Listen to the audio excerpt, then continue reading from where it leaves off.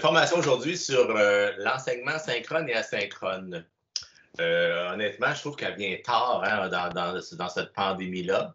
Sauf qu'on est rendu là. On a fait beaucoup de fonctionnels par rapport aux outils. Et là, on est rendu dans des sujets plus pédagogiques tout en intégrant le plus d'outils possible. Donc, alterner synchrone et asynchrone pour aujourd'hui.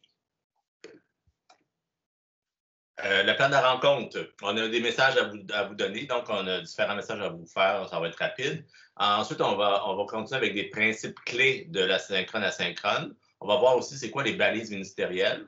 On va vraiment clarifier c'est quoi le synchrone, c'est quoi l'asynchrone, parce que c'est pas nécessairement toujours aussi clair que ça.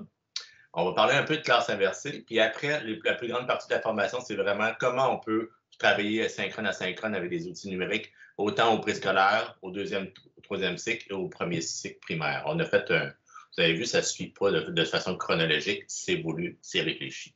En enseignement à distance, là, vous le savez, là, vous le vivez, vous l'entendez aussi avec vos enseignants.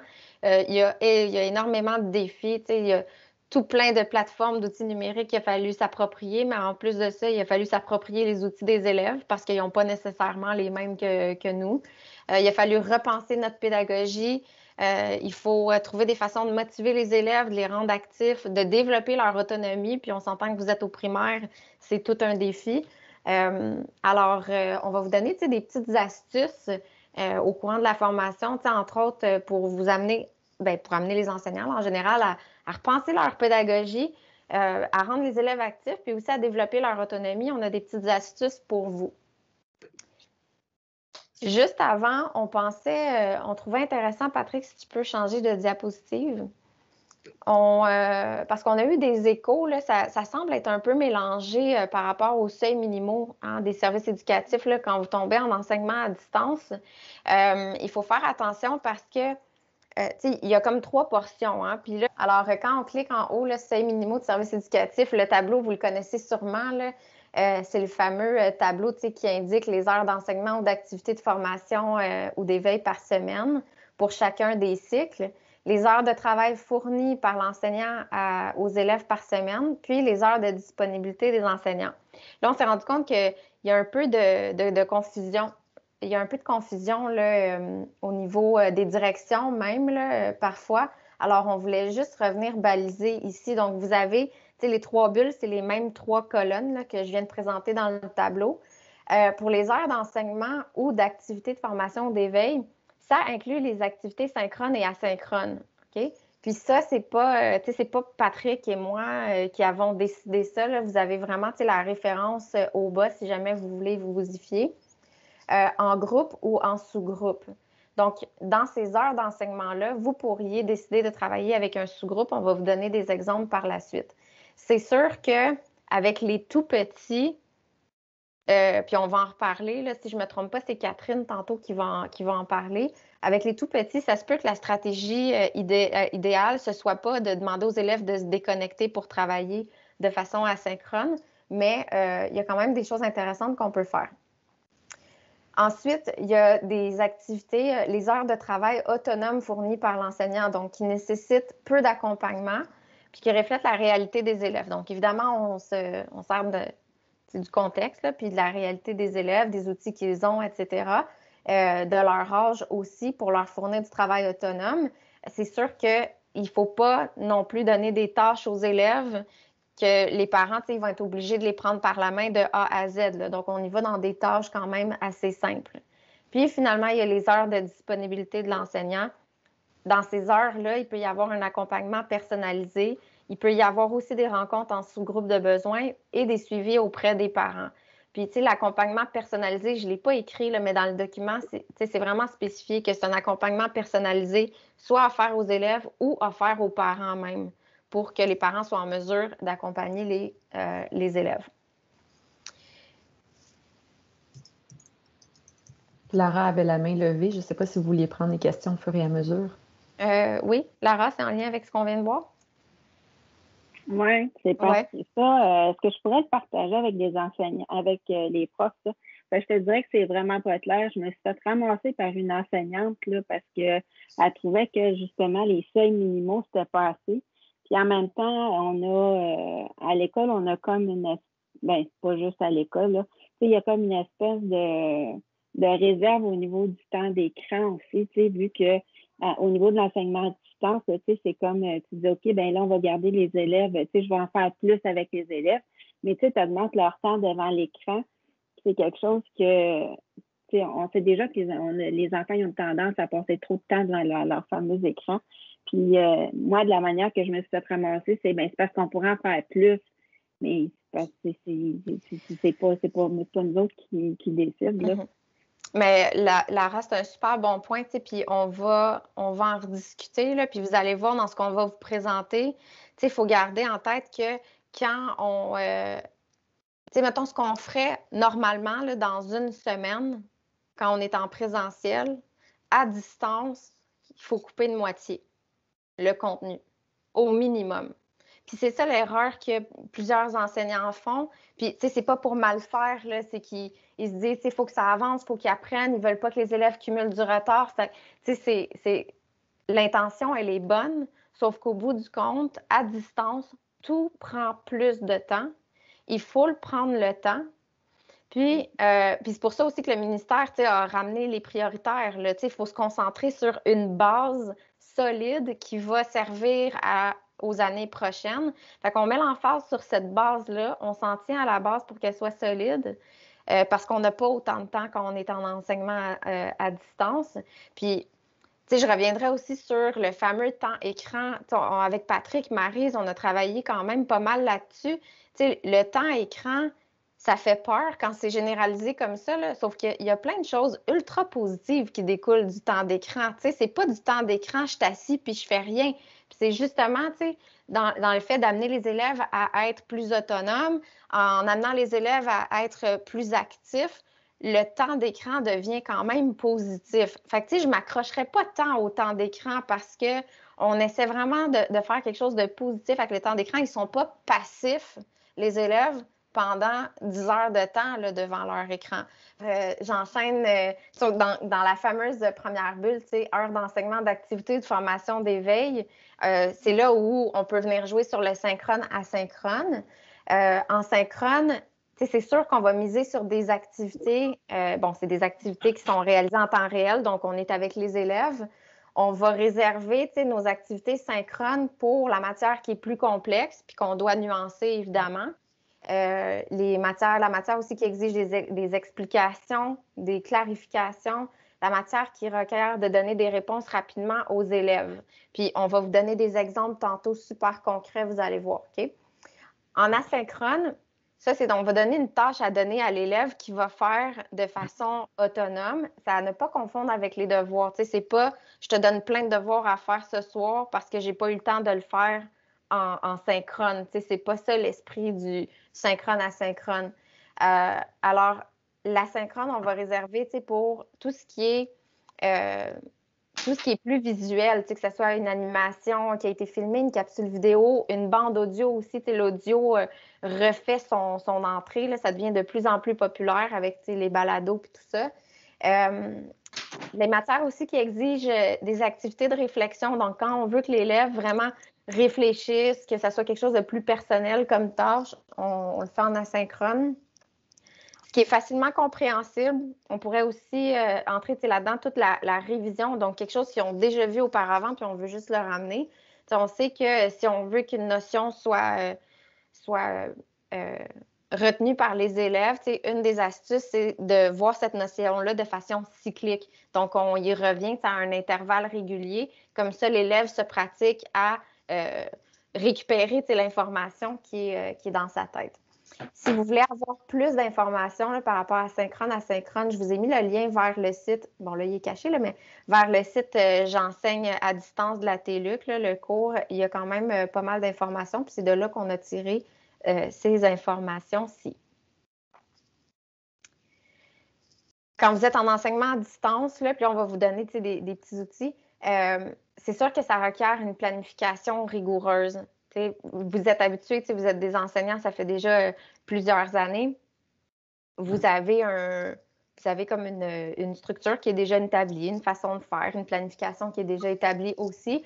Là, il faut des fois venir la modifier là, pour l'enseignement à distance. Nos objectifs d'apprentissage, ça, c'est des points. La référence, je vous l'ai mise dans le bas aussi, là, si vous voulez avoir accès au document entier. Mais c'est vraiment des conseils qui ont été donnés pour maximiser l'enseignement à distance.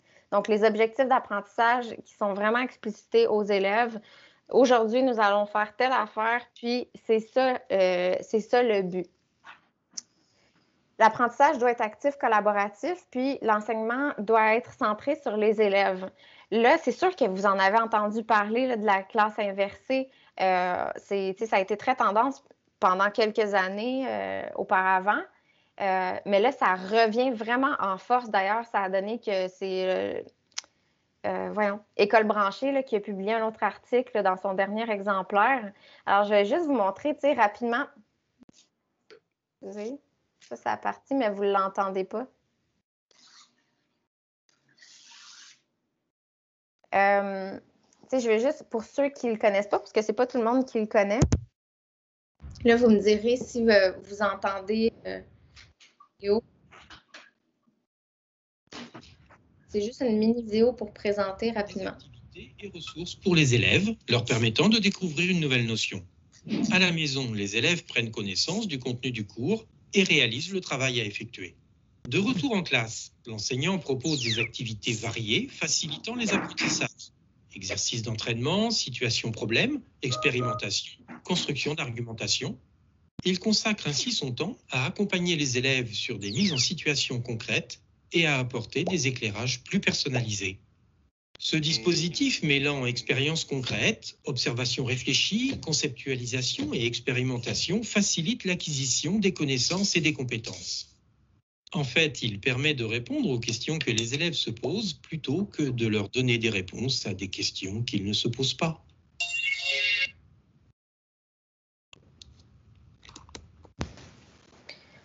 Alors, c'est juste une courte vidéo là, pour t'expliquer un peu c'est quoi la classe inversée. Puis, je vous ai mis en haut une espèce d'échelle linéaire là, dans le sens où c'est vraiment pour mettre l'emphase sur, c'est pas parce qu'on se dit que je passe en classe inversée qu'il faut que à 100% ma classe, mes cours soient inversés. On peut y aller selon nos besoins. On cible des notions avec les élèves qui vont s'y prêter un peu plus. Là, on ne se met pas de pression, mais c'est quand même intéressant. Fait que le principe, c'est qu'avant le cours, l'élève va visionner une capsule vidéo où il va lire un texte en lien avec la notion que vous allez voir. Donc, vous ne l'avez pas vu encore. Fait que c'est une première entrée en matière. L'élève peut répondre à un quiz autocorrigé ou non. Fait que, ça pourrait être juste, par exemple, l'élève regarde une vidéo puis il fait juste répondre à quelques questions pour voir si il a bien compris. Ou ça peut être une toute autre activité.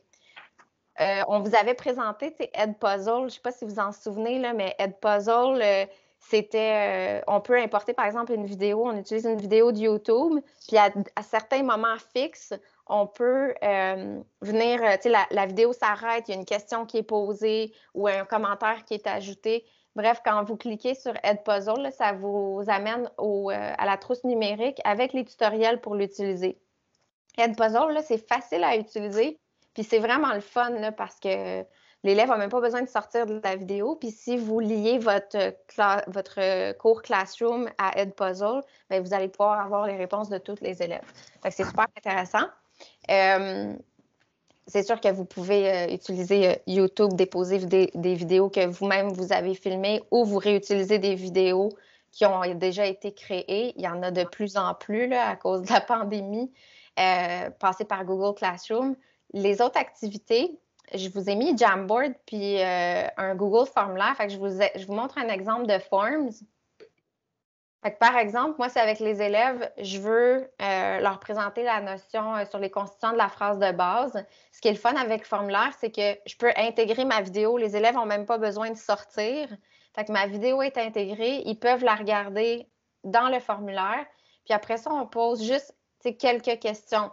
Ça peut être très vague ou ça peut être très spécifique. Là. Qu'as-tu appris sur le sujet? Fait qu'il fait juste un résumé. C'est sur le prédicat, sur le complément de phrase. Qu'est-ce que tu n'es pas certain d'avoir compris? Ou ça peut être des questions très spécifiques ou avec des exemples, c'est vous qui jugez, là, mais c'est juste pour vous montrer l'utilisation du formulaire. Il ne faut pas que ça soit très long. Dans le fond, ce qu'on veut faire, c'est on ne veut pas que l'élève regarde de façon passive la vidéo, on veut qu'il soit engagé dans la tâche, puis on veut aussi s'assurer qu'il les regarde. L'autre aussi, c'est un exemple avec Jamboard que j'ai mis. Donc, par exemple, un exemple 1, on leur dit « Regarde la vidéo, résume ce que tu as appris. » Puis là, c'est à l'élève de dire s'il fait un texte continu ou s'il fait un organisateur graphique ou s'il fait, on lui donne un exemple, peu importe. Ou dans l'exemple 2, ça pourrait être, tu regardes la vidéo puis démontre ce que tu as appris.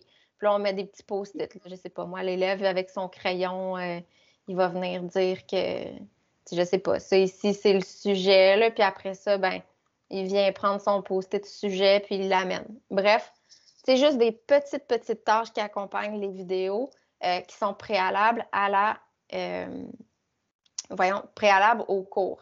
Quand vous cliquez sur les onglets ici, ça vous mène vers notre site web, là, vers tous les tutoriels là, pour l'utilisation des outils.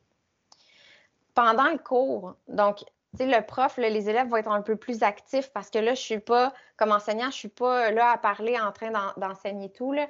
Fait que le prof initie les discussions, il va clarifier le contenu, il va répondre aux questions des élèves. Il va proposer d'autres activités de création ou de collaboration, de mise en pratique, puis ces activités-là pourraient être en asynchrone. Puis une astuce aussi pour s'assurer, pour mettre un peu plus de pression, pour s'assurer que les élèves ont fait le travail préalable au cours, c'est d'interroger aléatoirement les élèves. Moi, je faisais ça avec mes élèves. Au début, ils chialent, mais après ça, là, ils sont vraiment le fun, puis ils savent que ça s'en vient. Fait qu'il y a 2 outils que je vous propose. Le premier, c'est quand vous êtes des utilisateurs de Classroom puis que vous avez un appareil mobile, que ce soit un iPhone, un iPad ou un outil Android. Quand vous allez sur l'onglet « Participants » dans votre application, en haut à droite, il y a comme en tout cas, c'est 3 petits carrés, là, si on veut.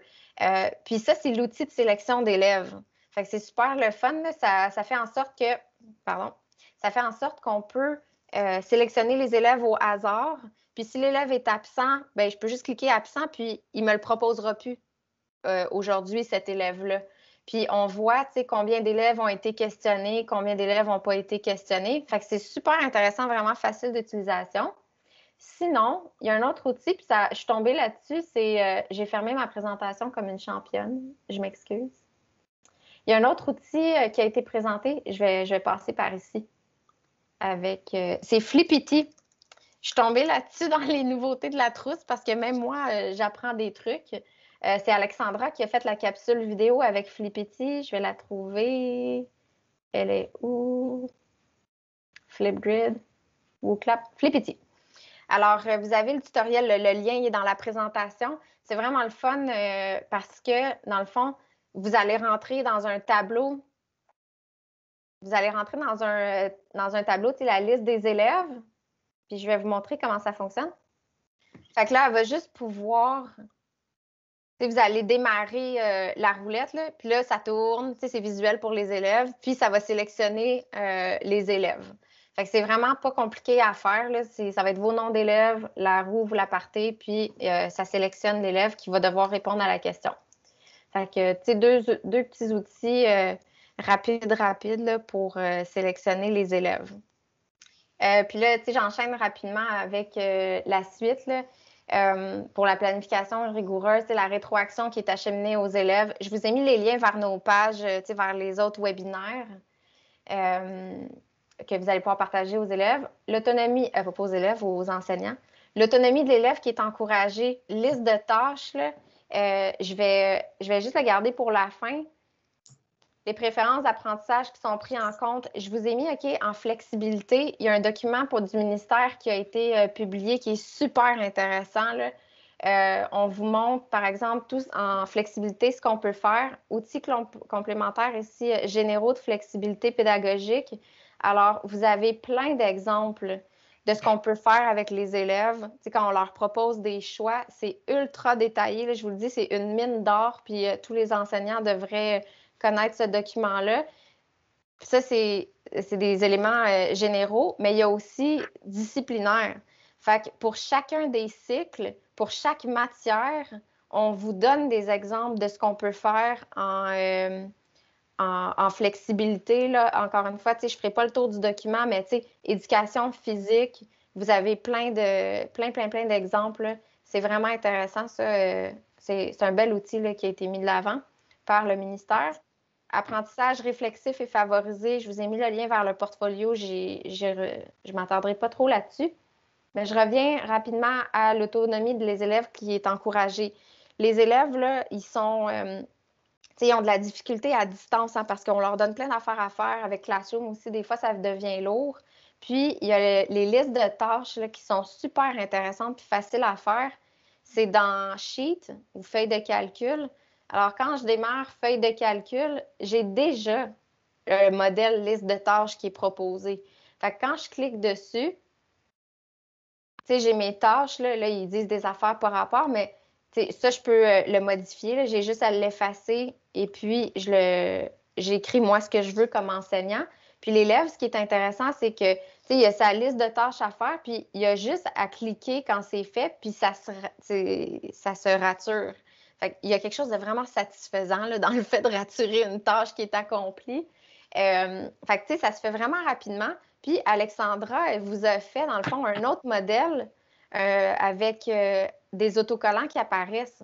Donc, encore plus le fun pour le primaire. Quand l'élève a fini sa tâche, il coche et là, il y a un petit autocollant qui apparaît. Puis c'est tout automatisé. Ça, vous allez pouvoir copier ce modèle-là. Puis, je vais vous envoyer également dans l'envoi de courriel là, qui va suivre le tutoriel de comment faire ça, OK, pour que les autocollants apparaissent. Alors, puis on peut même mettre à l'intérieur de chacune des tâches les hyperliens. J'aimais ça faire ça avec les élèves. Là. Mon document, je le partageais, je le mettais dans Classroom, je faisais une copie par élève. Fait que là, les élèves allaient cocher, fait que je savais exactement ils étaient rendus où, puis c'était bien comme façon de procéder là, auprès des élèves, puis les élèves aimaient ça. Bonjour, je me présente. Je suis Véronique Charette, conseillère pédagogique en français au primaire. Je ne suis pas une expertique d'ailleurs, puis on a vu la preuve, je ne sais pas comment utiliser Teams.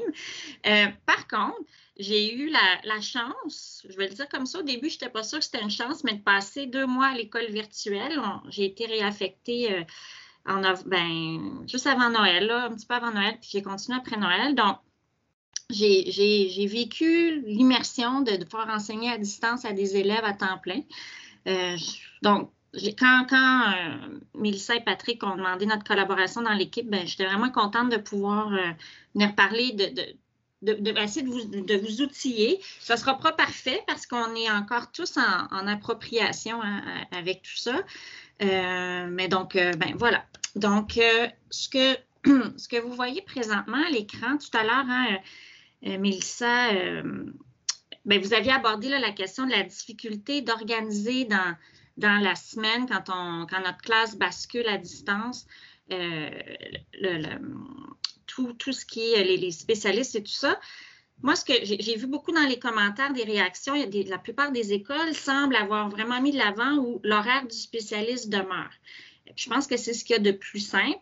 Puis, ce qu'on vous présente, c'est il y a eu un travail au niveau Laval-Laurentide, la Nodière, toutes les commissions scolaires à réfléchir sur une façon d'organiser une semaine en enseignement à distance. Puis ça, c'était une proposition qui venait de la commission scolaire de la Seigneurie des Mille-Îles, du centre des services scolaires, de la Seigneurie des Mille-Îles.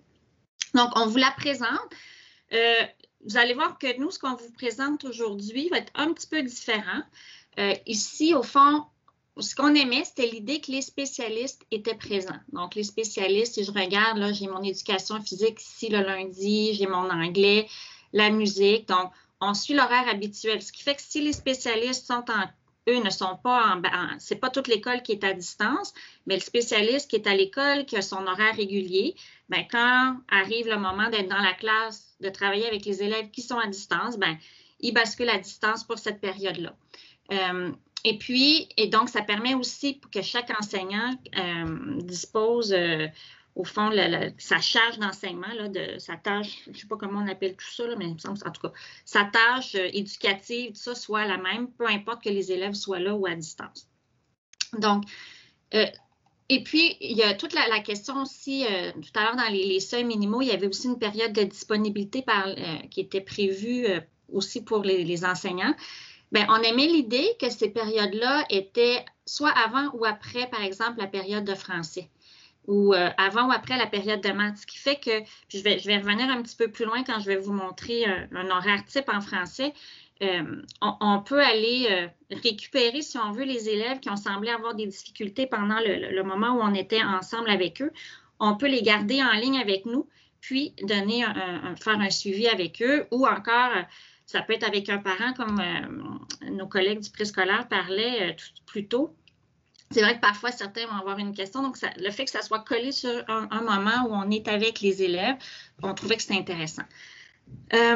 Ce qu'on a pensé de faire un peu différemment, comme on sait qu'on a moins d'heures d'enseignement, on l'a dit tout à l'heure, parce que tout est plus long à distance, eh bien, il faut qu'on coupe quelque part.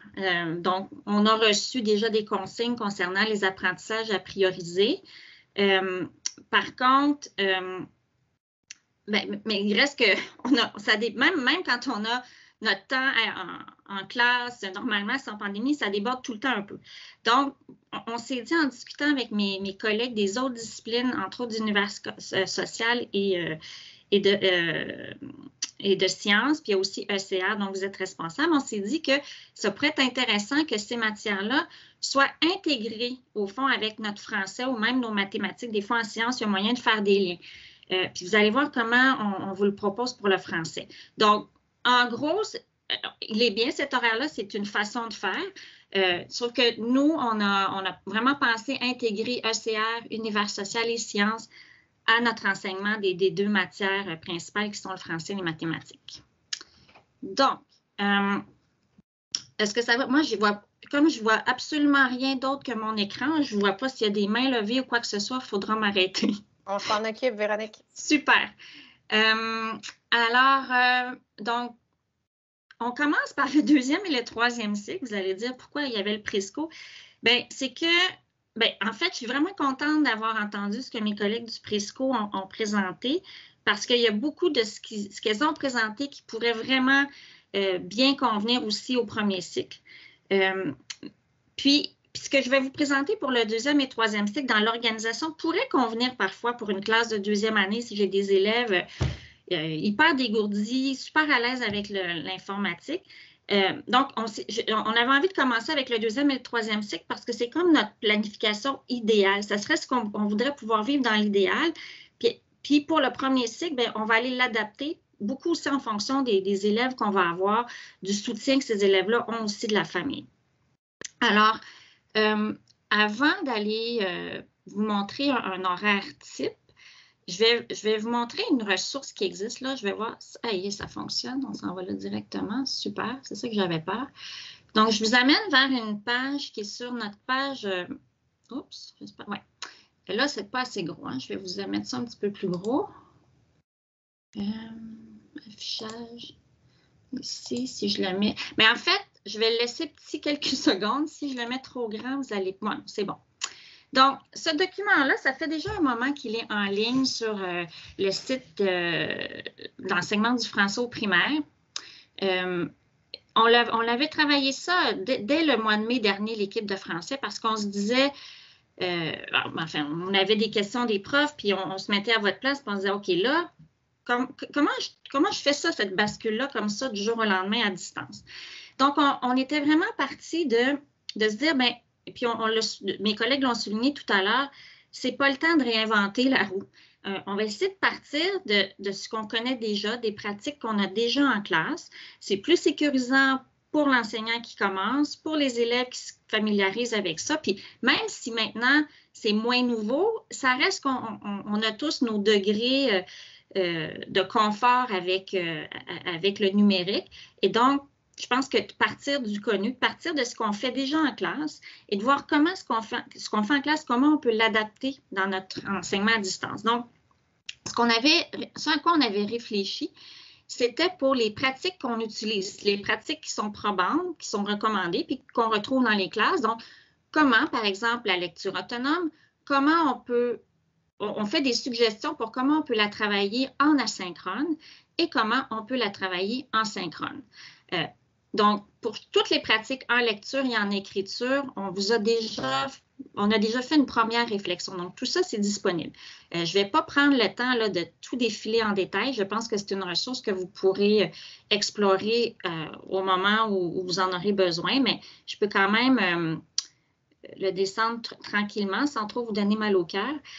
Chaque fois aussi qu'il y a une clatage en caractère gras, c'était aussi qu'à l'époque, mais c'est encore vrai aujourd'hui, il fallait penser à recueillir des traces pour donner des rétractions aux élèves et aussi porter notre jugement.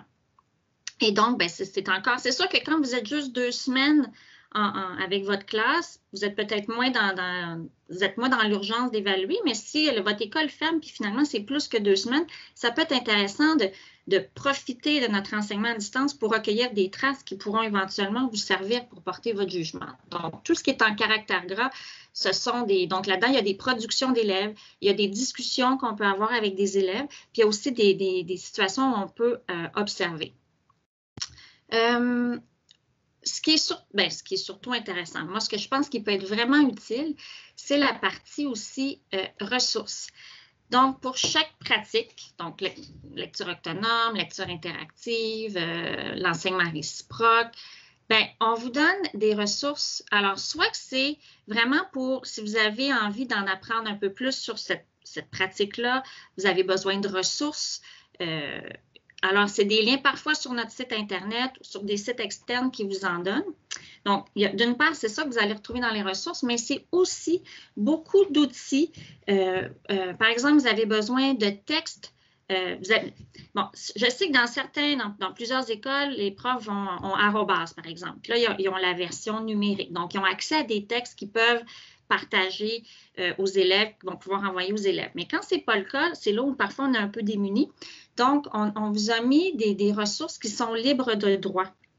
Alors, vous avez accès à des textes. Donc, vraiment du côté, dans les ressources, c'est ce genre de choses que vous allez retrouver. Puis aussi, ce que vous allez retrouver, c'est des capsules diverses. Parce qu'on le disait, quand on va aller en asynchrone, c'est souvent c'est un enseignement qu'on fait au fond à distance dans notre classe inversée. Ça peut être une façon de vivre l'asynchrone. Et donc, sauf que le temps pour créer nos propres capsules, on sait que ce n'est pas réaliste de dire que je vais avoir le temps de créer 5 capsules dans ma semaine parce que j'ai 5 jours où je veux en diffuser une. Avec le temps, peut-être que même on va en créer des capsules pour notre classe, même qu'on enseigne en présentiel, parce que comme le disait Mélissa, ça peut être intéressant que à la maison, l'élève ait la tâche d'aller revisionner certaines capsules de sorte à ce qu'on puisse répéter le même enseignement parce qu'on est dans un apprentissage en spirale puis cyclique. Donc, éventuellement, vous allez peut-être vous construire cette banque de capsules-là, mais d'ici ce temps-là, ça peut être intéressant d'avoir accès à des capsules qui sont déjà faites. Donc, chaque fois, par exemple, vous voulez parler des stratégies de lecture, Adèle a déjà des capsules toutes faites que vous pouvez utiliser. Si je vais un petit peu plus bas, il y en avait, je vais aller en orthographe, là, ça c'était super intéressant. Il y a la dictée en direct, ça s'était fait à Télé-Québec. Donc, il y a des dictées en direct qui peuvent, donc ça pourrait être une des tâches que l'élève doit faire en asynchrone. Donc, la capsule explique, l'élève est en action, puis il y a une production à vous remettre après. Il y avait aussi pour l'orthographe, j'y arrive. Non, j'y arrive pas finalement, je l'ai passé tout droit. En fait, c'était pour chaque son, doit être ici, c'est ça que je trouve. Ah, peut-être qu'il est dans mon autre tableau. Non, c'est ça là, tic et orthographe. Donc, il y a des capsules sur les sons, donc tous les sons puis les graphies. Il y a des questionnaires et des dictées audio. Donc, il y a vraiment, je pourrais peut-être l'ouvrir comme ça. Vous allez voir ce que je veux dire. Je pense bien que c'est ça là. Je pense que c'est parti d'un projet d'université d'élèves, d'étudiants. Puis, bon, mettons, c'est que moi, je suis donc j'en ai pour tous les cycles. si je vais en deuxième année donc c'est la 4e année, c'est la 2e année du 2e cycle, mais là, j'ai tous mes sons. Là, les liens, parfois, quand je les ai vérifiés, il y en a qui fonctionnent. La plupart fonctionnent, mais ça arrive qu'il y en a un qui ne soit pas là. Donc, il y a une capsule audio qui va décrire la notion. Donc, l'accord du pluriel des noms des adjectifs.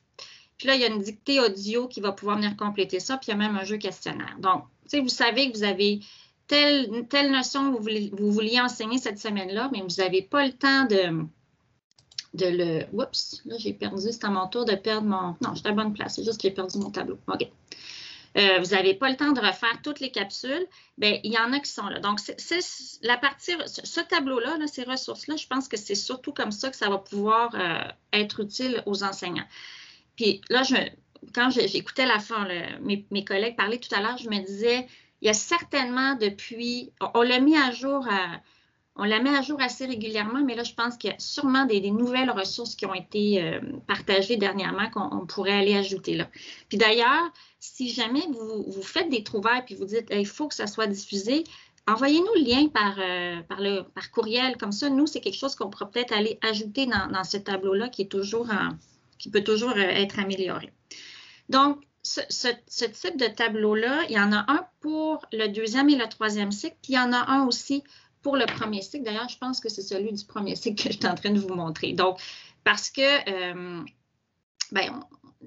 au niveau de l'enseignement des sons, du décodage, c'est beaucoup plus spécifique au 1er cycle. Donc, on a mis des ressources en lien avec ça. Donc, qu'est-ce qu'il y avait d'autre à vous dire sur notre tableau de ressources? Je pense que c'était pas mal... je regarde s'il n'y avait pas autre chose que je voulais vous dire. Je pense que c'est pas mal ça. Est-ce qu'il y a des questions avant que je poursuive? C'est beau dans le clavardage, dans les mains levées. Parfait. Donc, là, je vais vous montrer une organisation, un exemple de planification en français au 2e ou 3e cycle, qui inclurait l'univers social, les sciences et l'OCR. Alors, peut-être qu'on ne les fera pas tous les 3 dans la même semaine, là, mais donc c'est vraiment un exemple. Alors, il est construit sur 2, là, vous voyez, ça c'est ma première période. C'est qu'en fait, en français, j'aurais par jour 1 heure de français. 1 heure... mais 1 heure de français en synchrone, puis j'aurai une autre heure en asynchrone qui est répartie dans ma semaine. Et donc, mon heure de français en synchrone par jour, je la diviserai en 2 30 minutes. Donc là, vous avez sur cette page-là le premier 30 minutes. Et sur la 2e page, j'aurai mon 2e 30 minutes avec mon activité asynchrone. Donc, l'idée, c'est vraiment, d'une part, comme le disaient mes collègues du préscolaire, on veut fractionner. Alors, c'est sûr que si j'ai des élèves de 3e, leur temps d'attention sera, ou de première, mais je vais vous reparler un petit peu du 1er cycle tout à l'heure. Mais le principe serait le même pour le 1er cycle, mais avec quand même, il y a un petit peu moins d'heures par semaine. Donc, l'idée, c'est de fractionner ce temps-là et surtout que ce temps en synchrone-là, on puisse varier entre une période en grand groupe, une période en sous-groupe, ou en diade, ou en travail individuel. Un peu comme on ferait en classe, en fin de compte. C'est rare qu'on va aller faire 1 heure d'enseignement en grand groupe, très frontal. On va mettre nos élèves en action, mais il faut essayer de faire la même chose à distance. C'est pas toujours facile. Je pense qu'au primaire, tu sais, des fois, on se dit nos élèves sont moins autonomes au primaire. Bien, ils sont peut-être moins autonomes. Par contre, quand on va leur proposer une façon d'être actifs, je pense que de façon générale, ils vont peut-être embarquer davantage. Je vous dis ça parce que mon expérience à l'école virtuelle était au secondaire. Puis j'ai revu les ados là, qui, je suis pas sûre c'est plus gênant d'interagir. Ils ne voulaient pas trop ouvrir leur caméra. Il y a comme toute l'adolescence qui embarquait que ça, vous n'avez pas encore. Fait que je pense que, puis je le vois quand ma fille est en 5e année, j'entends quand elle avait ses cours en distance, les interactions étaient vraiment plus faciles. Ils ont envie de participer. Mais faut-il leur donner la chance de participer. Donc, c'est pour ça que je pense que si vous gardez en tête que toutes vos périodes sont divisées en 3 parties. Vous avez votre phase de préparation qui, elle, va vraiment se dérouler en grand groupe. La phase de réalisation qui va être une quinzaine de minutes, bien, ça peut être un petit peu plus, un petit peu moins. C'est là où vous allez parfois permettre un travail individuel, mais le plus souvent, je dirais, en sous-groupe ou en diade. Là, c'est sûr que dans ce temps-là, on a le défi, oui, mais là, il faut que j'ouvre plusieurs meets. Oui, je ne sais pas, peut-être que vous l'avez expérimenté. Moi, au début, ça me faisait peur, mais finalement, on s'habitue, les élèves s'habituent. On s'était pratiqué. Bien, en fait, je me suis pratiquée avec mes élèves, mais l'idéal, ce serait de l'enseigner aux élèves avant, quand vous êtes encore en classe avec eux, de leur montrer, bien, voici, quand on va travailler en sous-groupe, bien, c'est ça qui va se passer. Donc, vous allez avoir accès à une page Meet où il va y avoir une autre adresse, ton nom va être écrit, puis à côté, il va y avoir une adresse. Tu vas aller cliquer sur cette adresse-là et ce groupe-là va s'ouvrir. Ça, c'est une façon de faire. Mais moi, j'ai observé ma fille l'autre jour, puis je trouvais ça super intéressant. L'enseignement en sous-groupe n'avait pas été formalisé, mais donc l'enseignant a donné ses consignes. Donc, au fond, il était dans la phase de préparation. Donc là, il a donné ses consignes. Les élèves, ensuite, devaient réaliser une tâche. Ils avaient un certain temps pour le faire. En fait, ils avaient le reste comme de la période, puis ils se revoyaient l'après-midi. Puis, spontanément, ma fille, qui était à l'aise avec Messenger Kid, qui a déjà toutes ses amies sur Messenger Kid, ils se sont donné rendez-vous, puis ont fait le travail ensemble. Ils avaient le droit de le faire, mais je me suis dit, tiens, si on a des élèves débrouillards du 3e cycle, on sait peut-être qu'on pourrait même l'organiser d'avance, qu'ils puissent se rejoindre comme ça par Messenger Kid. Donc, j'ai trouvé ça intéressant, cette flexibilité-là. Mais surtout, ce que j'ai observé, puis comme je l'ai observé avec mes élèves au secondaire, c'est quand je leur donnais la chance de travailler ensemble, la motivation, là, c'était le jour et la nuit, beaucoup plus actif. Puis, quand on leur demandait, moi, quand je demandais à mes élèves comment ils avaient apprécié, ils nous ont dit on veut encore ce travail d'équipe-là parce que c'est cette socialisation-là qui leur manque quand ils sont à la maison. Donc, y avait-il une question? J'ai entendu comme un petit... Non, c'est bon, c'est quelqu'un qui rentrait dans la salle. OK. Donc, l'autre chose à garder en tête dans notre planification, c'est d'avoir un enseignement équilibré de la lecture et de l'écriture. Donc, que dans notre semaine, on puisse aborder toutes nos compétences de façon le plus équilibrée possible. Puis, je pense que la façon d'y arriver, c'est que nos enseignements de la lecture et de l'écriture, puis de l'oral, mais l'oral, je vais y revenir, mais surtout de la lecture et l'écriture, soient combinés. Donc, si je suis en train d'aborder un texte narratif, bien, ce serait bien que ce que je vais travailler en écriture soit en lien avec le texte narratif. Donc, vous allez comme ça, ça va donner du sens aux apprentissages, puis ça va vous permettre d'être beaucoup plus efficace dans votre enseignement. Donc, mettons l'idée ici, si je regarde un peu plus en détail la planification, bien, la première journée, on va commencer le travail d'un texte narratif. Donc, je suis dans le texte narratif. Donc, ma première période, ma phase de préparation, c'est vraiment d'aller activer les connaissances antérieures, d'aller amener nos élèves à pratiquer la stratégie de prédire. Puis, ça serait là, comme enseignant, que je pourrais aller faire un enseignement explicite du vocabulaire que j'ai ciblé comme étant de quelques mots que je souhaite vraiment enseigner de façon explicite à mes élèves pour qu'ils puissent... puis ce vocabulaire-là va être réinvesti au courant de la semaine. Donc, ensuite, je pourrais dire à mes élèves, ils vont le lire seuls, peut-être qu'ils vont le lire en équipe, ça, c'est vraiment à votre choix. Et là, ils vont avoir, la période se terminerait ici. Et si je vois qu'il y a des élèves qui ont eu de la difficulté ou j'ai un élève, par exemple, j'ai un élève allophone qui a intégré ma classe il n'y a pas trop longtemps, je veux vraiment m'assurer qu'il a bien compris, mais là, je pourrais le garder, lui, à la fin de ces 30 minutes-là pour aller retravailler avec lui les difficultés qu'il aurait pu avoir. Une autre chose aussi que j'ai expérimenté, que j'ai envie de partager avec vous, moi, ce que j'ai vraiment trouvé difficile au début, là, c'était de me retrouver où j'avais beaucoup d'élèves avec des besoins, beaucoup de besoins. Et si j'avais été en classe, bien, quand je circule dans la classe, bien, je peux m'arrêter près d'un élève, discuter avec lui, l'accompagner, voir où est sa difficulté. Mais là, quand j'avais tous mes élèves devant moi, je ne pouvais pas faire ça parce que tout le monde entendait notre interaction, puis ça me mettait mal à l'aise et ça mettait l'élève mal à l'aise aussi. Donc, quand je leur permettais de travailler, quand ils travaillaient de façon autonome, j'avais encore mon Meet était ouvert pour tout le monde. Tout le monde travaille de façon autonome, donc je peux suivre dans Classroom ce qu'ils sont en train de faire. S'il y en a qui ont des questions, il y en a qui le faisaient par chat quand c'était une petite question facile. Mais sinon, ce que j'ai commencé à faire, parce qu'il y en a qui tout le temps levaient la main, là, ils se mettaient à parler, ça dérangeait les autres, j'ouvrais un deuxième Meet en même temps. Puis je mettais le lien de ce Meet-là dans la zone conversation. Et quand les élèves avaient besoin d'aide, soit parce qu'ils me le demandaient ou moi j'observais, parce que je regardais dans le Classroom puis je voyais que, oh là, il était comme, il faisait rien, il ne travaillait pas. Bien là, je les invitais et moi, je fermais mon micro. Et puis là, ben, eux fermaient.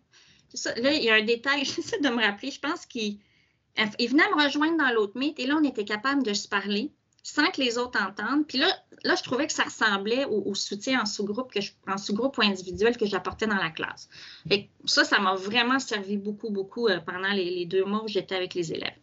Mais sinon, c'est de les garder comme ça à la fin du premier 30 minutes.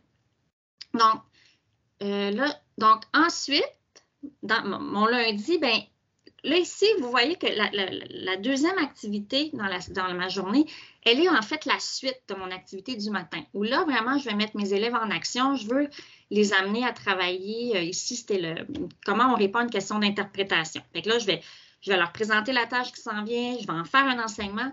Et là, je vais les donner en diade. Ils vont travailler à d'abord compléter un schéma narratif. Donc là, je viens de travailler mon critère compréhension. Puis ensuite, répondre à une question d'interprétation. Donc, j'ai travaillé une autre dimension de la lecture qui est l'interprétation. Le lendemain, je vais revenir au même texte et là, on va aller travailler une question de réaction. Donc, ça, c'est un autre aspect dans mon enseignement équilibré, c'est que je vais travailler la lecture, mais selon toutes les dimensions, compréhension, interprétation, réaction. Ensuite de ça, chaque fois, mes périodes vont toujours se terminer avec un moment en grand groupe où là, on va les amener à... Bon, ici, ça serait de confronter les interprétations qu'ils ont données puis leur justification. Ça pourrait être de les faire objectiver sur ce qu'ils ont appris. Et dans la journée, à un moment où ils le souhaitent, parce que c'est la définition de la synchrone, bien là, ils auraient une capsule sur... alors ici, vous voyez, le lundi, c'est une capsule sur une régularité orthographique. Puis, le lendemain matin, on reprend et là, on fait un retour sur cette capsule-là. Donc, ils ont déjà eu un premier renseignement ou peut-être que c'est une révision, c'est peut-être quelque chose qu'on avait vu en classe avant. Et là, ça me permet de faire le retour sur ça et ensuite, je présente les mots de la semaine par un questionnement à l'oral. Donc, le questionnement à l'oral, hein, c'est vraiment... c'est pas juste je vous donne les mots puis vous les apprenez. C'est que je vais leur poser des questions pour les amener à réfléchir, à observer ce qui caractérise ces mots-là. Tu sais, ça pourrait être... Est-ce que y a-t-il des sons dans ce mot-là qui peuvent s'écrire différemment? OK. Y a-t-il des lettres muettes? Si oui, c'est-tu des lettres muettes qui auraient un sens? Parce que c'est le mot féminin, par exemple, ferait... il y a un D parce qu'au féminin, quand j'ajoute le E, ça fait de comme chaud, chaud. Donc, je leur pose des questions. Puis ces questions-là, je trouvais intéressant tout à l'heure, la petite roulette, là, c'est que les élèves savent que quand j'appuie sur la roulette, n'importe qui peut être amené à devoir répondre à mes questions. Donc, ça oblige mes élèves à être actifs. Ensuite, je les fais travailler en équipe là-dessus. Donc, ils vont les écrire. Bon, et tout ça, bien, les outils, je pense que vous les connaissez déjà avec ce que Mélissa et Patrick vous présentent depuis le début de l'année, mais Jamboard est super intéressant quand on veut travailler de façon collaborative. Et puis, donc, alors, vous voyez, on travaille la lecture, on travaille l'orthographe lexicale. J'ai un travail sur l'orthographe grammaticale, c'est mon accord du nom. Je vais avoir vu une capsule en asynchrone la veille. Et là, comment je vais amener, je vais juste descendre dans mes autres périodes. Ouais. Donc, là où je vais inclure le CR et l'univers social, ça va être dans mes tâches de lecture. Donc, je vais faire un retour sur une stratégie de lecture quelconque qui est un besoin pour mes élèves, disons clarifié. Puis, je vais leur demander en enseignement réciproque, si c'est une pratique que j'utilise en classe ou bien en équipe de 2 s'ils ne sont pas familiers avec l'enseignement réciproque, d'aller réinvestir ces stratégies-là en lecture dans un texte de CR. Et là, il y aura une tâche en lien avec la CR qui va être complétée. Puis ça, je laisserai Catherine en parler tout à l'heure, ou ça pourrait être en sciences. Donc, et puis, bon, finalement, l'écriture, on l'a travaillé à travers l'orthographe lexicale grammaticale, mais ce serait intéressant aussi de leur donner l'occasion d'écrire un texte, donc d'avoir une pratique d'écriture. Donc, en faisant ça, j'ai vraiment un enseignement équilibré du français. Puis l'oral, bien, il a été présent quand mes élèves ont travaillé en diade, en sous-groupe, quand on a interagi en groupe avant ou après les tâches. Donc, mes 3 compétences ont vraiment pu être travaillées. L'écriture, au fond, là, c'est vraiment, je suppose que mes élèves, je leur ai déjà enseigné ce qu'il y a dans une situation initiale. Sinon, il pourrait y avoir une capsule la veille qui aborde cette notion-là. Donc, quand j'arrive en classe, ils ont déjà des connaissances antérieures.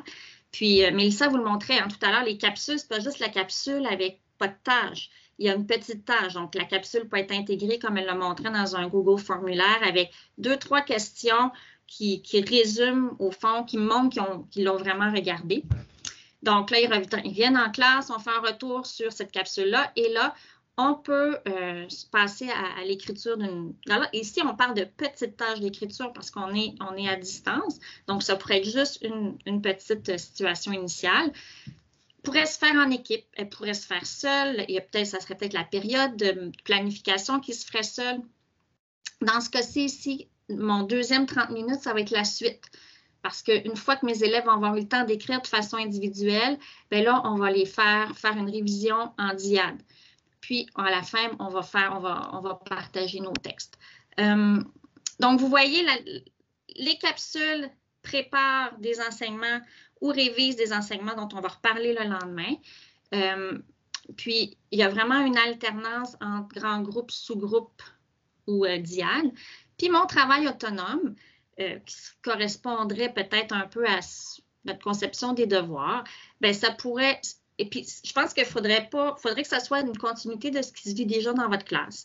Mais ça peut être la lecture d'un roman, compléter le journal de lecteur, dont il y a un moment dans ma semaine où je vais pouvoir aller partager mon appréciation d'un livre que je suis en train de lire, par exemple, à l'oral avec un ami. Ça pourrait être d'étudier les mots de la semaine ou ça pourrait être le réinvestissement de certaines tâches qui ont été faites en classe. Donc, voilà pour une idée de planification pour le 2e et le 3e cycle. Est-ce que Catherine est là? Est-ce que Catherine, tu veux parler tout de suite de l'univers social? Oui, je suis revenue, Véronique. Donc, oui, je pourrais tout de suite faire un coup d'œil. Je vais arrêter. Veux-tu que je poursuive? Non, tu peux continuer le partage, s'il te plaît. Voilà. Oui, c'est parfait. Puis ensuite, je commencerai par l'univers social, puis ensuite faire un petit aparté sur le CR. Donc, bonjour, je ne vois pas grand monde à cause du partage d'écran.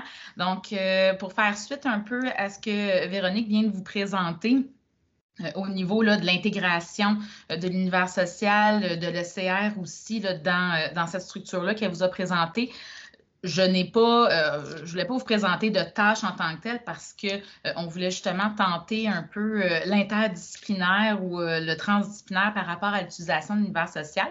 Donc, c'est vraiment plus des ressources que je vous présente là, ce matin, que vous pourriez consulter, qui pourraient être utiles aussi lorsque vous préparez une tâche là, donc qu'elle soit synchrone ou asynchrone là, avec les élèves. Donc, il y a le site toujours de l'univers social du centre de service. Donc, c'est la majorité des ressources, en fait, que je vous présente là sont aussi disponibles à partir des ressources des CP. Et pour faire, en fait, un peu du pouce là, par rapport à enseigner autrement, donc vraiment dans un contexte là, qui est synchrone. Donc, il y a un document qui existe, un outil qui existe là, qui vous donne des idées. Donc, comment amener donc des exemples d'activités, comment amener donc certains sujets donc qui se trouvent en univers social à partir, donc c'est une grille, là, je vous ai mis une prise d'écran, mais si vous cliquez donc directement dessus sur la présentation, vous aurez accès aussi direct à ce document-là. oui, il est question de triangulation des traces, tout ça, mais c'est surtout pour vous donner des idées. Donc, comment utiliser de courtes activités qui peuvent être intégrées justement dans votre horaire là, que vous aurez prévu si vous basculez à ce moment-là en virtuel. Sur l'autre diapo, c'est vraiment plus précis comme site. Est-ce que je dois changer ou? Oui, tu peux changer, Véronique. Voilà, oui. OK. Je voulais pas C'est correct, je n'étais pas sûre. Le premier site qui est super intéressant ici dans la ressource, puis je ne sais pas, Véronique, si tu en as parlé tantôt parce que j'étais à cheval entre deux rencontres en même temps. Je suis vraiment désolée. J'allais te laisser en parler, mais ce qu'on proposait comme exemple d'activité, c'était de lire un texte puis de compléter un organisateur graphique. Donc, c'est en référence à ce site-là. Bien, exactement. Donc, c'est pour ça, ce dont Véronique faisait référence tantôt avec l'organisateur graphique, tout ça avec le texte, c'est vraiment donc avec le site Lire Québec qu'on peut utiliser. On retrouve différents. C'est surtout, évidemment, là, on parle ici du 2e et 3e cycle, mais vous avez plusieurs textes concernant, bon, entre autres, les Iroquoiens, Algonquiens, Micmac qui sont là. Vous avez aussi, donc, merci Véronique de descendre plus bas, justement, donc la comparaison de deux sociétés. Donc, ce sont vraiment des petits organisateurs graphiques, mais qui vous permettent, en fait, de voir s'il y a compréhension là, de l'élève par rapport, donc ici, on donne l'exemple de l'alimentation, donc, chez les Iroquoiens, les Algonquiens ou les Inuits, quelle est la différence justement et quelles sont les différences, les ressemblances aussi. Puis il y a des textes, mais il y a aussi des vidéos. Donc, ça nous permet une belle flexibilité, pour nos élèves qui seraient de moins bons lecteurs. Donc, si on les fait travailler en équipe, bien, chacun a complété l'organisateur graphique. Certains élèves pourraient avoir été chercher de l'information dans les vidéos, d'autres dans les textes, puis tout le monde peut travailler ensemble. C'est un bel outil. Oui, puis en plus, moi, je le vois aussi un peu tantôt, Mélissa parlait quand même de la classe inversée, là, sans qu'on revienne là-dessus. La présentation du petit vidéo avant l'activité pourrait aussi là, être un moyen aussi d'introduire le sujet aux élèves et de pouvoir par la suite là, aller à votre activité. Donc, il y a vraiment beaucoup de textes très intéressants. Ce sont des collègues du CSS là, qui ont travaillé là-dessus pendant de nombreux mois et années aussi. Alors, ça vaut la peine d'aller jeter un coup d'œil. C'est une ressource vraiment très, très intéressante. Puis, l'autre aussi ressource que j'ai mis, peut-être que vous la connaissez déjà, là, elle est de moins en moins à présenter parce qu'elle est très appréciée. Donc, le site du récit au niveau du primaire, donc Société et Territoire, c'est vraiment évidemment axé sur 2e, 3e cycle. Et ce que je trouve le plus intéressant peut-être qui pourrait vous permettre d'être utilisé, c'est les dossiers documentaires. Donc, on a des dossiers documentaires au niveau, oui, de petits textes, mais également beaucoup d'images, de graphiques, de lignes du temps. Donc, ça peut être aussi un autre moyen. Donc, si vous voulez faire une petite activité, que ce soit un texte, une situation d'écriture, à partir d'un dossier documentaire, donc vous voyez une image et l'élève doit par la suite donc expliquer ce qu'il en est. Alors, ça peut être très utile. Vous voulez que je l'ouvre, Catherine? Tu peux l'ouvrir si tu veux, Véronique. Il y a déjà des activités qui sont préparées et qui peuvent être faites en ligne là, avec des canevas qui sont transférables là, pour votre classroom. Mais vous pouvez aussi utiliser tout simplement là, des dossiers documentaires. Il y a énormément aussi de vidéos qui sont présentes sur ce site-là. D'ailleurs, certaines du projet Lire, certaines du projet Lire se retrouvent aussi sur le site là. Donc, voilà, ça permet et ça touche vraiment toutes les périodes donc historiques qui sont vues au 2e et 3e cycle. C'est assez facile de s'y retrouver, donc les élèves peuvent même aussi aller faire de petites recherches directement sur le site ou aller lire directement les textes. Là, c'est écrit en gros et ce sont de très bons textes là, qui vous permettent de faire l'interdisciplinaire aussi. Donc, si vous êtes en train de travailler le texte courant, bien, ça peut être vos textes pour travailler le texte courant en français. Donc, c'est une belle façon de rentabiliser votre temps d'enseignement qui est précieux en ce moment. Oui, tout à fait. Il resterait au niveau de l'ECR, j'ai fait une toute petite diapo au niveau des ressources en ECR. J'en parle un peu.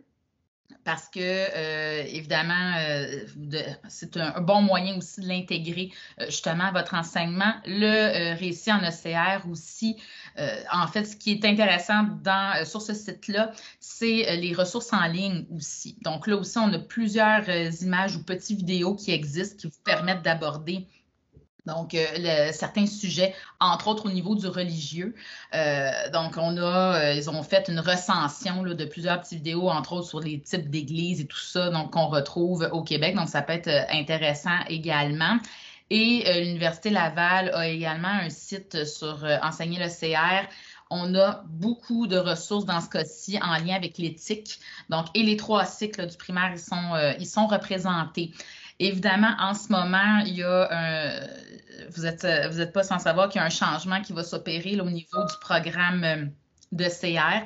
Donc, d'ici 2023-2024, ce sera un nouveau programme, une nouvelle mouture qui arrivera. Mais en attendant, tous ces éléments-là restent au programme. Donc, tout ce qui est question d'éthique et culture religieuse aussi. Donc, vous pouvez sans problème les utiliser. Là, ça reste d'actualité. Ça le restera aussi là, pour les prochaines années.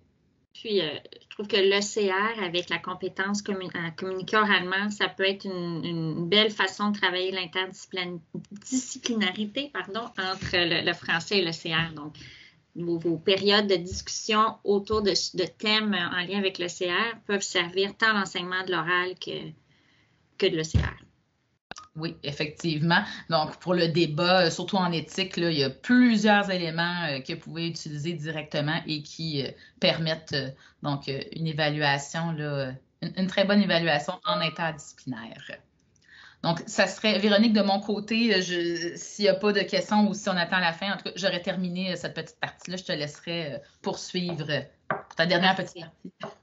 Oui, c'est une dernière petite partie où, en fait, concernant le premier cycle et les défis que ça peut comporter, mais je trouve que mes collègues du Presco ont vraiment bien mis la table, puis il y a plusieurs des propositions qu'elles font qui se transfèrent très, très bien en première et même en deuxième année, dans l'idée de les faire bouger. Donc, comment on va les faire interagir? Ça peut être un défi. Il y a aussi tout l'apprentissage de l'écriture. Donc, tu sais, on a des collègues qui nous disaient qu'ils avaient investi dans l'achat d'un petit tableau blanc que les élèves pouvaient amener à la maison. Donc, ça peut être, je travaille un son, là, je demande aux amis, je lance des mots, puis là, ils vont se pratiquer à la maison, puis ils montrent à leur petit tableau à l'écran. Fait que ça peut être aussi simple que ça. S'ils n'ont pas de tableau blanc, c'est une feuille blanche avec un marqueur ou un... Donc, ça peut être numérique. Je suis sûre qu'avec, puis Mélissa va être meilleure que moi pour vous donner des exemples. Je suis certaine qu'avec des outils qui existent déjà, plus numériques, on peut faire des choses, mais si on voit que ça vient alourdir la tâche à nos élèves qui ne sont pas si familiers avec les manipulations, tout ça de l'ordinateur, ça peut rester très simple et proche de ce qui se fait en classe, parce que c'est ça, il ne faut pas déstabiliser nos élèves trop, c'est essayer de garder Donc, si on les a habitués en classe à une façon de faire qui se transfère bien comme ça à distance, pourquoi pas la conserver? Donc, alors, le lien vers des ressources, c'est exactement le même document que tout à l'heure. C'est celui-là, c'était celui-là. Le même dans le sens que c'est la même construction, c'est juste que la partie sur l'enseignement explicite du décodage, elle est plus importante. Il y a des outils que vous connaissez peut-être, là, Graphogame, Abracadabra, Lalilo, qui sont des super bons outils pour travailler à distance toute la question du décodage. Moi, j'aime bien Smartboard. Je vais vous montrer s'il va bien, là. Non, attends. Je pense que je n'avais ouvert un. Non, je ne l'ai plus. Je vais essayer d'aller vous montrer, mais donc, quand on voit un nouveau son, on peut leur permettre de pratiquer. Puis, si je me souviens bien, puis Patrick, peut-être tu vas pouvoir me confirmer ça, mais donc, c'est toutes les activités que vous pouvez créer pour votre tableau blanc à l'école, on peut les transférer en ligne, puis les élèves peuvent les faire en direct. Mais là, je ne sais pas si je me trompe, Patrick, là, tu le connais-tu bien? Il me semble qu'on pouvait faire ça. Oui, je le connais bien. Puis, je vais vous en montrer un. Là. Bon, c'est peut-être pas le bon. Mettons, si je le fais. Bon, là, c'est le son haut. Fait que je ne sais pas si c'est le meilleur, mais bon. Là, donc, soit qu'on leur envoie ça. Ça peut être leur activité en asynchrone. Ou c'est quelque chose que pendant la période où je suis avec eux, bien, je les envoie faire ce travail-là, puis ils peuvent le faire en même temps. Donc, et ça, on a un compte. Moi, je l'ai ouvert avec mon adresse de commission scolaire, puis j'ai pu créer plein de choses. Puis on peut se les partager entre profs. Donc, ça peut être intéressant. Dans une équipe, on se dit, bon, mais moi, je prends tel son, toi, tu prends tel son, puis on construit comme ça notre matériel. On prépare justement une formation là-dessus sur tout ce qui est Smart Note en ligne, comme ça. C'est vraiment génial. Il manque juste de temps pour faire la formation, mais ça s'en vient. Puis on manque de temps pour la donner aussi. Il y en a qui veulent suivre des formations cet été. Le 3 juillet, c'était à l'horaire. Mais pour me l'avoir comme découverte un peu par hasard toute seule, c'est pas si compliqué que ça. On peut, ça m'a pas pris, puis je suis pas mettons que je suis moyenne, je suis pas l'expertique ni la moins bonne, je suis comme dans la moyenne, puis je m'en suis sortie toute seule avec ça, donc je pense que ça peut être intéressant, puis j'ai une équipe de profs en première année, là, qui se sont appropriés, puis en fait, comme je vous décrivais, ils se sont partagés ça. Ils ont dit, bon, on a ces sons-là à enseigner cette année, on se partage, on se crée nos activités, puis on se les partage. Donc, la Lilo, je ne sais pas si je vais prendre le temps de revenir là-dessus, mais est-ce que ça, vous n'aviez pas donné une formation là-dessus, Patrick, la Lilo, déjà? La Lilo, non. On s'est informé si on pouvait la centraliser, mais c'était trop compliqué. Oui, c'était compliqué, mais bon, ça permet en fait là, aux élèves, là, je ne sais pas si je veux commencer au complet, puis là, on finit à quelle heure? Parce que je vois qu'il est déjà 11 heures. On a fini à 11 heures. Ben là, regarde, je n'irai pas dans le détail de ça alors. En gros, là, c'est que ça permet vraiment à vos élèves, par eux-mêmes, à la maison, de progresser dans l'apprentissage des correspondances graphèmes-phonèmes, puis même d'aller travailler la fluidité à leur propre rythme, puis vous êtes capable de les suivre à distance. Donc, vous irez l'explorer, c'est un très bel outil. Donc, on va terminer. C'est pas ça que je voulais vous montrer du tout.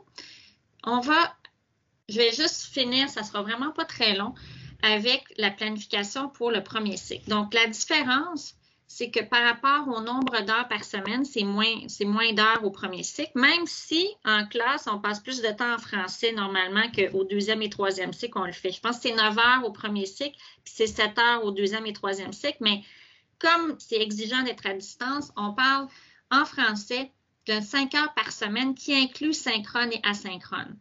Donc, on aurait en gros 1 heure par semaine de français avec eux en présentiel, un petit peu moins, peut-être plus un 4 heures qui est réparti dans la semaine avec des petites capsules en asynchrone. Donc, des exemples de capsules en asynchrone. Une capsule sur le son vedette. Donc, je vous avais montré tout à l'heure là où vous pouviez en trouver. Il y a même Raconte-moi les sons. Là, il y a une enseignante qui a fait toutes les histoires. Les capsules sont disponibles. Donc, tout ça, c'est dans notre tableau de ressources. On peut même leur demander de faire une chasse aux mots dans la maison. Trouver des objets dans la maison qui contiennent le son de la semaine. Donc, le lendemain, ils doivent nous présenter ces objets-là. Donc, c'est une façon de les rendre. On peut le faire en asynchrone ou en synchrone. Ça pourrait être pendant la période, je leur demande. C'est juste que ça dépend du type de classe que j'ai. Si le fait de les envoyer chercher des objets, puis que ça me prend 15 minutes à les ramener autour de l'écran tout calme, peut-être que ce n'est pas la meilleure idée de le faire comme ça, mais ça dépend de votre classe. Non, mais sinon, c'est quelque chose qui pourrait se faire en asynchrone, une tâche. Je peux même leur envoyer la vidéo où je leur explique comment faire ça. Ils font la tâche, puis le lendemain, ils amènent tous les objets qu'ils ont trouvés.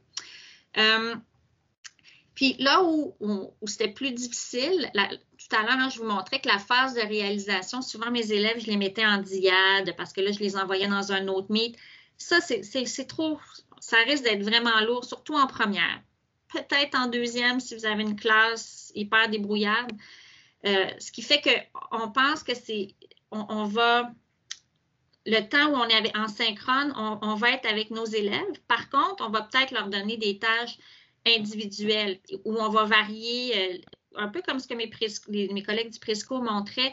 Ben oui, il y a un petit peu de papier-crayon, mais il y a aussi, on va les faire lever pour aller chercher des objets, on va les faire bouger. Leur façon de réagir, ça va être disons, si je veux réviser, je vais travailler un peu la conscience phono, par exemple, en première année. Quand c'est un nouveau son, ça fait partie des étapes. Je vais leur demander de taper dans les mains quand ils entendent le son de la semaine dans les mots que je vais nommer. Donc, je vais essayer de les garder actifs comme ça.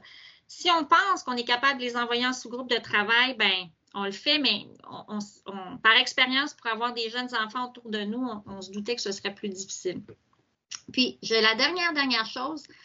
Dans les ressources, peut-être que vous le connaissez déjà, mais Télé-Québec a vraiment un bel outil sur la lecture interactive où vous avez là une planification autour d'un album. Là, ici, on a mis l'exemple Le Lion et l'Oiseau qui va vous permettre de travailler à partir du même texte tout au long de la semaine. Donc, la planification modèle qui est là, elle vous permet de suivre. En fait, on est parti de la planification de Télé-Québec, puis on vous a montré comment on peut l'étaler dans la semaine. Donc, il y a un premier travail, puis donc il y a un travail de construction qui se fait avec les élèves. Il y a un organisateur graphique qui nous est fourni. Ensemble, on va aller compléter ce tableau-là au fur et à mesure des relectures de l'album avec les élèves.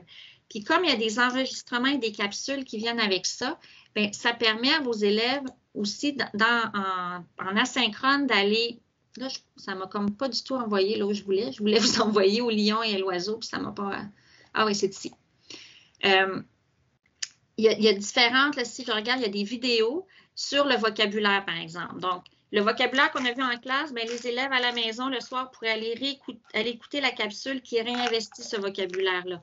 Donc, ça, puis là, il y a le lion et l'oiseau, mais il y a plusieurs albums comme ça. Fait que je pense que c'est vraiment une ressource très, très, très intéressante pour vous, même en présentiel, mais qui se transfère bien à distance. Il y a différentes, au fond, là, la lecture interactive, c'est ça que ça n'a pas ouvert. Vous voyez, il y a 1, 2, 3, 4, 5 périodes où on va relire le même album avec une intention différente. Donc, c'est ça que vous pouvez répartir dans votre semaine. Donc, je pense que je terminerai avec ça. Catherine, Véronique. on a une question. Oui. Voyons, c'est que j'ai vraiment un blocage. Hein? Je m'excuse. C'est pas grave. Véronique, Oui. est-ce qu'on a une question dans le clavardage? Là, on demande les capsules vidéo pour les sons. Oui. Raconte-moi les sons. Est-ce qu'elles sont disponibles? Oui, elles sont. Vous allez les avoir. Là, non, ici. Vous allez les avoir dans. Sont-ils là? Oui, raconte-moi les sons vidéo. C'est ici. Je ne sais pas si c'est assez gros, là. Je l'ai laissé à 100%. Donc, ce tableau-là, vous y avez accès dans le diaporama d'aujourd'hui. Sinon, si vous ne connaissez pas notre site Internet des enseignants du primaire, là, enseigner le français au primaire, qui est accessible via le BV, bien, tout est là. Puis, le tableau de planification, vous allez l'avoir aussi dans planification de l'enseignement. Enseigner le français à distance, c'est en fait ce grand tableau-là que je vous ai présenté brièvement.